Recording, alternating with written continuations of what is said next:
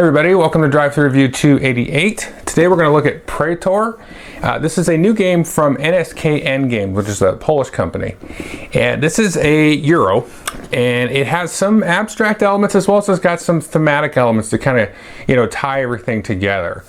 Basically, you're vying for the favor of the current Roman emperor, building the city and doing all kinds of stuff like that. It's in some ways a worker placement game, but it takes a very unique approach to that. So let me just go ahead and jump into how it works, and I'll come back and tell you what I think. Okay, here you can see just about everything that comes in the game. I've got it set up here just for 2 players. The stack there of tiles that you see is probably about half that when you play with 2 players. I just put them all in there. This setup here will change also based on players. You can see the blue player and the white player each have their own gold mine. This is one way to generate cash for yourself in the game. Each player will start with a gold mine. And then you have these little starter buildings here in the middle. Each player also has a little player board here. And there's a couple of things that you're going to track here. You start the game with some different cubes with different resources and some money. And you have a morale track here. So at the end of the game, if your morale is all the way down there, you might get minus 12 points. If it's all the way up there, you might get 16 points. You've also got active workers here, which will be in this top row with a little green icon. And then as workers get experience and get older, the die pips are going to go up. So once you do something with this 3, I'll explain what it is exactly. It may go up to level 4 and then level 5.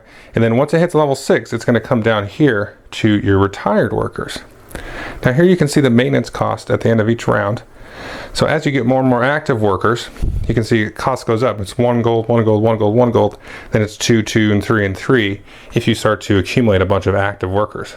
And also, the retired workers here are also going to have a little bit of a maintenance. You've got these workers here in the village, which are going to need to train, and then they're going to train again, and then they're going to come up, and then that's how you get more workers. You're going to see that the points that you get when you retire a worker, so you actually get points for retiring the worker. If you do it in age 1, you're going to get 12 points, and then age 2 is 8 points. Now, if we take a look at the other side of this board, it's a little bit different of a breakup. Now, you can see here, the least you're going to, or the most you're going to lose is 5 points on that side for the morale, where it's minus 20 here. But if we take a look at this side, it gets more expensive sooner to maintain the active workers as well. And the amount of points you get when they retire, in this case, is 12 and 8. And this side, it's still 12 and 8. Whereas if we took a look at the blue players board here, 12 and 8 on the A side, and then you have right here on the B side, you get 16 and 11. So you can see they actually will have a little bit of an increase in the maintenance that they do with their retired workers. Now I would say for sure do not play with the B side until you are very familiar with the game. There's a couple other little rules that they consider advanced rules. I would say definitely stay away from the advanced rules for your first few games because this game can be very punishing. It's not difficult to play mechanically, but it's easy to abuse other players and abuse new players and all kinds of good stuff like that. So you want to kind of keep people on an even footing there. So what can you do on your turn? You're always going to be taking actions with these workers, except in cases of activating, special buildings. I'll explain that in a minute. So the first thing you might do is build a building. Now you can see here's the setup for 2-player. You're going to want some decent table space, especially if you're playing with 5 players, for example, because you're going to go and build buildings and then attach these, and this is just going to get bigger and bigger, and it's going to grow more and more. So if I was the white player and I wanted to build that, I would take one of my dice and put that there on the building. And you can see here the cost in the upper left. So I need 1 red, 2 gray, and a white. I'm going to go ahead and put my little marker on there to show that I own it. This is actually going to come off at the end of the round. And then I'm going to get 4 points, but I'm also going to get some more points for how I attach it. So if we take a look here, you can see, let's say I'll turn this to face that. So I'm trying to match these corners. So in this case, I get 1, 2 extra points for matching that green, and then another point for matching that kind of bluish one. So I get 4, 5, 6, 7 points for aligning that. And that's very simply how you build a building. You choose one from the supply up here. There's always going to be N plus 1, so number of players plus 1 available buildings. And now that I own that building, then other players are going to have to pay me a fee. So if we look at here you can see the cost. They have to pay me $3 to basically activate this, and this is telling them to move the morale up per building they own. So for example, if the blue player wanted to come here and he'd put his worker there, now blocking that space, he'd pay me $3. He'd count the number of buildings he owns, In this case, that's what that little icon means. The iconography, I should say, is really straightforward, but they give you several of these player aids here that tell you what every single building does. And then if you get the promo buildings on the back here, there's also a nice turn breakdown here. So they did a really good job there. And the icons, once you get it, you get it. It's not difficult iconography at all. So what this does is he would look at the buildings he owns. So if he owned, let's say, well, he wouldn't own these, but let's say he did.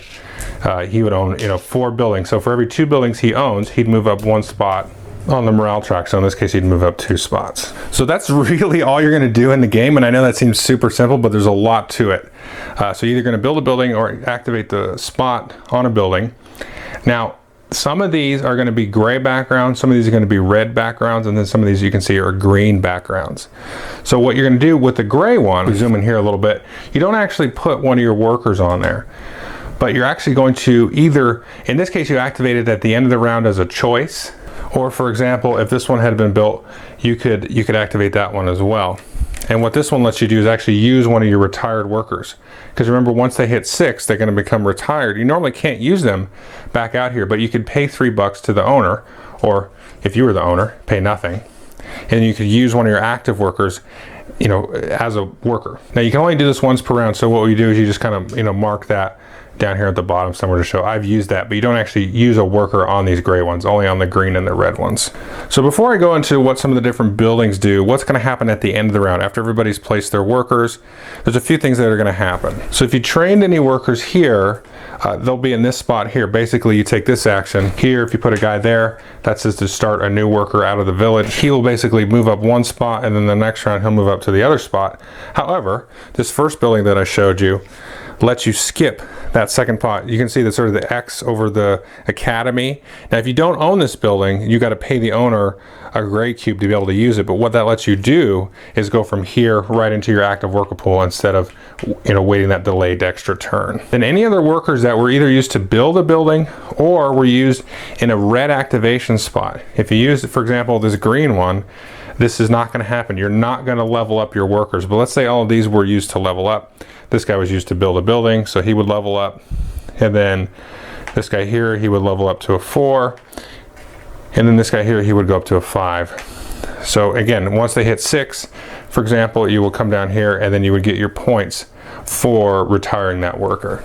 At this point, you're going to have to pay your sort of maintenance on your workers. If you can't pay, you're going to lose 1 morale step for each worker that you couldn't pay there. Or I'm sorry, not each worker, for each gold you couldn't pay. So if you had like this guy way up here, and you didn't have 2 gold for him, you'd have to go down 2 spots. Then you would refill this up to be whatever amount of tiles was supposed to be by the number of players in the game. We're always going to have 1 wall tile available here, and these you can build. You can see this is the amount of resources and money it costs to build. This is the amount of points you're going to get. Then you're going to flip that over, and you can see that's a +3. So the next wall tile I built, for example, let's say I built this one, I'd get 8 + 3. So I would flip that over. Now the next one I would get whatever that was +6. So this kind of, exponentially gets better and better. So you're going to refill that to be, have 1 of those available. And you keep playing that way until the end of the game. You're going to get points for your active workers, basically how old they are.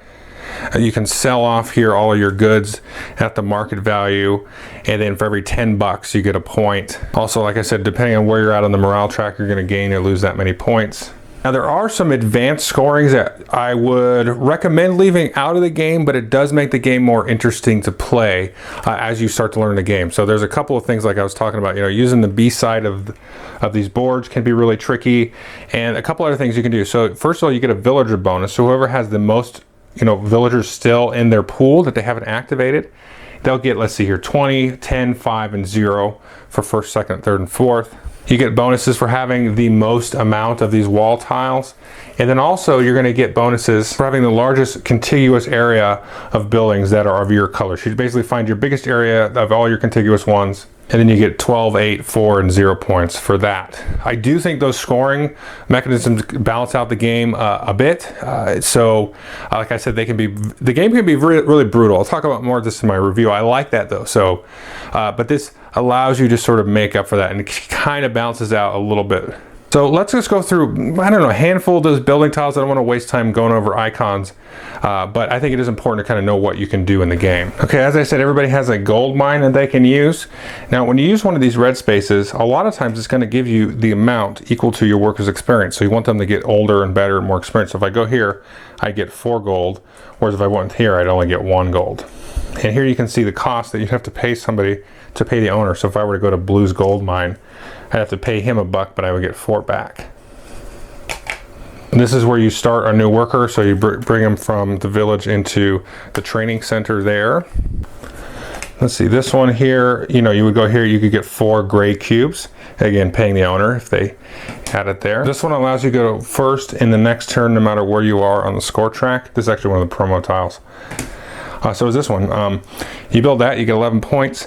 If you go there, you get 4 points, move up on the morale, and you get $2. Kind of a smorgasbord thing. Another one, you get 4 gray cubes, or however many cubes the dice says. This one, you get $2 per active worker. So for all the active workers that you have, either on your board or out in the field, you're gonna get $2 for each of those. In this case, it doesn't really matter which die you put on it. This is the marketplace here, and if we take a look at each player's board, this allows you to make exchanges with the marketplace, as many as you want. So if you have, let's say, 2 black cubes, you could trade those in for $12 and then buy a whole mess of red cubes if you really wanted to. Or you could buy, mix and match, do however many you want. There's no limit on the sales and buys.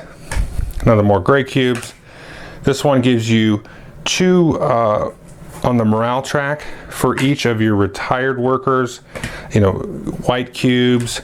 This allows you to convert up to the, you know, number on their die, red cubes into black cubes. As you can see, that is relatively strong because the red cubes are cheap and the black cubes are expensive, so that's a good one to buy.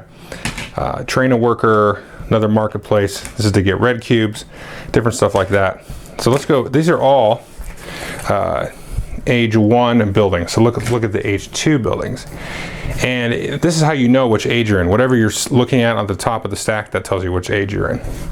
So this one gives you 6 points for each of your retired workers, 1 point for each set of these kind of cubes, $2 for each of your active workers. And then let's just find some different ones here. You know, 1 point for each set of cubes there. This is 1 point for each building that you own, 6 points for retired workers. This is one that doesn't have an ability, but it's just a straight up 15 points. So there's a variety of buildings. I'm not gonna do every single one of these, but again, on the surface, kind of point salad feeling, but in practice it's not. So let's talk about the review now. Okay, I hope you enjoyed the overview. I know I said this in the walkthrough, this game is brutal and you've got to be prepared for that.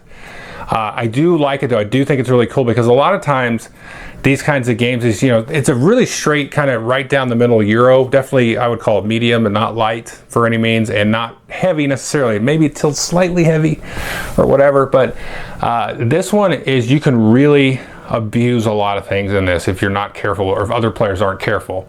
You know, you have the whole wall tile thing. You can really start to tech up if you just get left alone, you know, building that and kind of just waiting for that. You can really build up like 20 points here, 20 points there. Now only one can be built every turn, so it's a little bit more difficult to do that. But there's some other tiles that will like say, hey, whatever your morale track is, activate me and then score that many points. Well, if you looked at the morale track, you can get up to like 16, 20 points. And so if you're hitting that a couple of times, then that's really gonna go off. And there's a couple other things where it's like, hey, give me 6 points per retired worker. So there's some stuff there that you can really kind of snowball. And if you get behind where like maybe you couldn't, not really feed your workers, but pay your workers, then you gotta catch up a little bit. But mechanically, it's very cool because there's a weird thing. So if I have a 1, 2, and a 3 worker, well, you want to put the 1 out in a spot where it's going to level up. So if you build a building or put it in a red spot.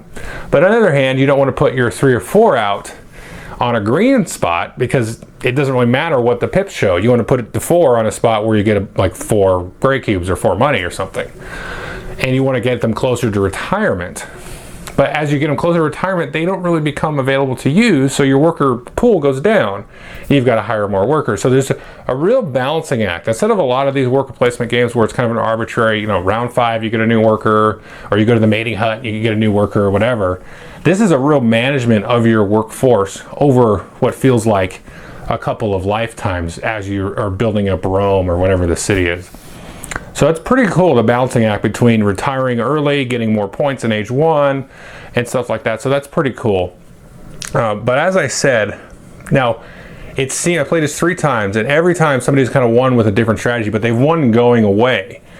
And part of me is like, well, that's a runaway leader problem, but it's not really. It's just an experience problem. It's to the point where you got to know the buildings, and it really depends when the buildings come out, because that age 1 stack and then the age 2 stack, certain building, you may not get the one that generates the white cubes, for example, at all until the end of age 1 or something. Or you may not get the one that converts the reds to the blacks. You may get it early at the beginning, and then you may not get it. So the way those come out is really going to change what the valuable buildings are.